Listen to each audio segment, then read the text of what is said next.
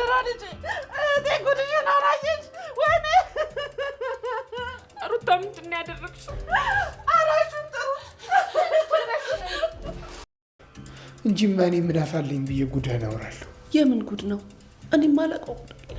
ከማን ጋር ተጣልታ ነው? ምን ተፈጥሮ ነው? እሺ ኧረ ተቤት ምንም የለም እትዬ።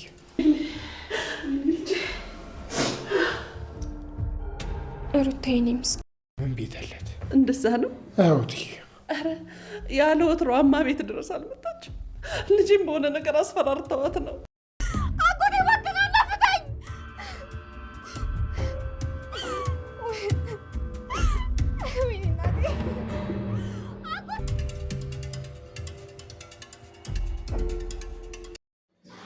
በጣም የሚገርምና በጣም የሚደንቅ ነገር ተፈጠረ። በስተመጨረሻም ሩታ ራሷን ለማጥፋት ያደረገችው ሙከራ ሳይሳካላት ቀርቷል። እድሜ ለሮማን። ሮማን ህይወቷን ታድጋታለች። እጅግ ያሳዝናል። ለዘመናት ስታፈቅረው፣ ለዘመናት ስሳሳለት፣ ለዘመናት ውስጧን ተቆጣጥሮት የነበረው ዶክተር ስሜቷን በግልጽ ሳትናገር ራሷ ላይ ከባድ ውሳኔ ወስና ነበረ። አደይ በስተመጨረሻ አባቷ ታግቻለሁ ብሎ ያስወራው እሷ ዴብን እርግፍ አድርጋ ትታ አባቷን ብላ መታ እሱን እንድትመርጥ አባቷን እንድትመርጥ እሱን እንድታው የተደረገ ሴራ እንደሆነ ደረሰችበት። እጅግ የሚያሳዝነው ነገር ዶክተሩ ልኬም በየቀኑ ሆስፒታል ስትመላለሽ የነበረው በፍቅሬ እየተቀጣሽ በፍቅሬ እየተሰቃየሽ ነበር። እንዴት ስሜትን በግልጽ አለመናገር ምን ያህል ህመም ምን ያህል ጉዳት እንዳለው እያለ በጸጸት እየተገረፈ ነው። ባቡሬና ሊሊ የሰርጋቸው ቀን ተቆረጠ። ሰላም የተከበራችሁና የተወደዳችሁ ወደ ቤተሰቦች ሰላማችሁ ይብዛልኝ። ተወዳጁ አደይ ሰራተኛዋ ብዙ ትምህርት የምናገኝበት የገጠር የከተማው የፍቅር የሰው ቤት ውጣ ውረድ የምናይበት የግል ህይወት የጋራ ህይወት ብዙ ትምህርት የምናገኝበት እንደ ሴትነት ብዙ ፈተና ያሳለፈችው አደይ ከገዛ አባቷ ጀምሮ እስከ ሰው ቤት ከሰው ቤት እስከ ፍቅረኛዋ ከፍቅረኛዋ እስከ ፍቅረኛዋ እናት ብዙ ውጣ ውረድ የተፈተነችው አደይ ወርቅ በሳት ተፈትኖ እንደሚያልፈው ሁሉ የአደይ የሴትነት ህይወቷ በጣም ተፈትኖ የፍቅር ህይወቷ በጣም ተፈትጎ እዚህ ደርሷል።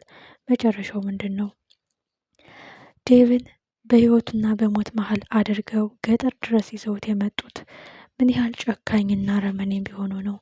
ምን ያህልስ የባለጸጋነትና ካለው ላይ ሌላ ተጨማሪ ሀብት የመጨመር ፍላጎት ራስ ወዳድ ስግብግብ ቢሆን የአደይ አባት ሳይታገት ታግቷል ብሎ አስወርቶ አደይ በዚህ ውሳኔ ወስና አባቴን ማስለቀቅ አለብኝ፣ ዴቭ አንተን አልመርጥም፣ አባቴን መርጫለሁ ብላ ሀሳቧን ቀይራ ገጠር የታጨላትን ባል እንድታገባ ነው የተደረገው ድራማ።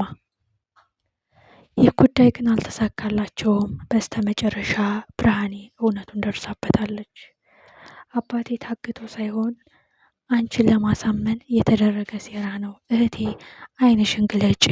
አባቴ አንቺን ሀሳብሽን ለማስቀየር እስከ ጥግ ድረስ ይሄዳል። ስለዚህ ይህ እውነታ ነው።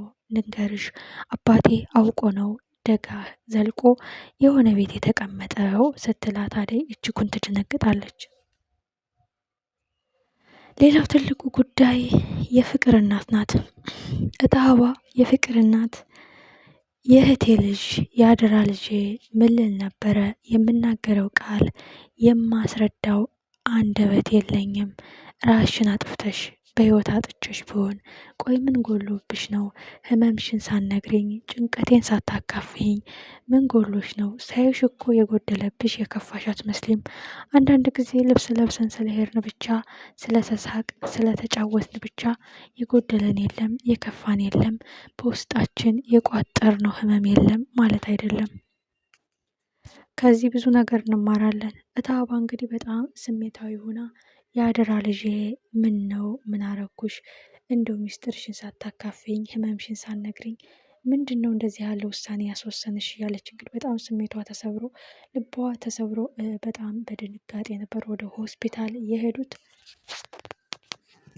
አሁን አደይ ነፃ ወጥታለች ማለት ነው። አባቴ ታግተዋል። አባቴ በእኔ ምክንያት በሰው እጅ ገብቷል ብላ ያሰበችው አደይ እንግዲህ ነፃ መውጣቷ ተረጋግጧል። ኦልሬዲ የአደይ እናትም ዴቭን እንዳትጎዳት ንጹሕ ልብ አላት። እንዳትጎዳት እንግዲህ አንተን ጠልታ ወይም አንተ ጋር ምን ላይ ትፈልጋ ሳይሆን የአባቷ ጉዳይ ስላስጨነቃን ነው። ምንም ቢበድላት ምንም መጥፎ ነገር ቢያደርግባት አባቷ ነው፣ መጠሪያዋ ነው፣ ክብሯ ነው። ተፍቆ የማይጣል ተቆርጦ የማይወጣ ነገር ስለሆነባት ነው። ግን አደራህን ልጅን በማለት እንግዲህ አደራ ሰጥተው ወደ ከተማ ተመልሰዋል። ትልቁ ጉዳይ የዶክተሩና የሩታ ጉዳይ ነው። ዶክተሩና ሩታውን በግልጽ ዶክተሩ ሩታ ከዶክተሩ ፍቅር እንደያዛት ለመግለጽ ፈርታ በፍራቻ በፍርሃት አባያለች። ስሜቷን ደብቃ ስሜቷን ቀብራ በዚህ ምክንያት ልትሞትና ራሷን ልታጠፋ እንደነበረ ነው የተረዳው ዶክተሩ። ስለዚህ በጣም ጥፋተኝነት እየተሰማው ነው። ብዙ ጊዜ እንዲረዳት ሳይኮሎጂ ሁሉን ነገር ተረድቶ ምንድን ነው የምትፈልጊው? እስኪ ንገሪኝ፣ የደበቅሽኝ ምንድን ነው ብሎ በግልጽ ሲነግራት ድፍረት ኑሮት አፈቅርሃለሁ ብላ ተነግረው ነበረ። እሱ ግን ያለ ምክንያት እየመጣሽ ጊዜን አታቃጥልብኝ፣ ያለ ምክንያት እየመጣሽ እዚህ የማየውን ጊዜ አትወሰጂ እያለ ሲቆጣት አይተናልና ዶክተሩ ኦልሬዲ አሁን ሩታ ከሱ ፍቅር እንደይዟት እንደነበረ በሱ ምክንያት ልትሞት እንደነበረ ለመናገር ድፍረት አታ እንደነበረ ሁሉም ግልጽ ሆኖለታል ማለት ነው። ፍትሐዋ ደግሞ በጣም ነው የተሰማት። በጣም ያደራ ልጅን ላጣት ነበረ። ምን አርጌሽ ምን በድዬሽ ህመምሽን ሳትነግሪኝ የባሰሽን የከፋሽን ልብሽን የሰበረውን ሳትነግሪኝ ምን በድዬሽ ከፍቅር ምን ለይችሽ እያለች እንግዲህ በጣም ልቧ ተሰብሮ አይተናል። ኤኒዌይ እንግዲህ ሩታ በመልካም ጤንነት ላይ ናት። ከዶክተሩ አጠገብም ስለሆነች እጅጉን ደስ ብሏታል። ዶክተሩም እንግዲህ በደንብ ተረድቷታል። አሁን ለዚህ ሁሉ የዳረጋት የእሱ ፍቅር እሱ ሳይረዳት በመቅረቱ ተፈላጊነት እንደሌላት እንደገባት እንደማትፈልግ እንደተሰማት እና ራሷን ለማጥፋት እንደወሰነች ገብቶታል ማለት። ኤኒዌይ ባሁን በኋላ ሩታና ዶክተሩ ይጣመራሉ። አደይን ከልቡ ፍቆ ያወጣታል። አደይና ዴብም ፈተናቸውን አልፈው መጥተው ትዳራቸውን ይመሰርታሉ የሚል ግምት አለን። መልካም እድል ለአደይ፣ መልካም እድል ለዴብ። ሩታ እንኳን ተረፈች፣ ምንም መሆን የለባትም እያለ ነበረ። በመልካም ጤንነት ላይ ነው ያለችው። የባቡሬና የሊሊ ሰርግን በጉጉት እንጠብቀዋለን።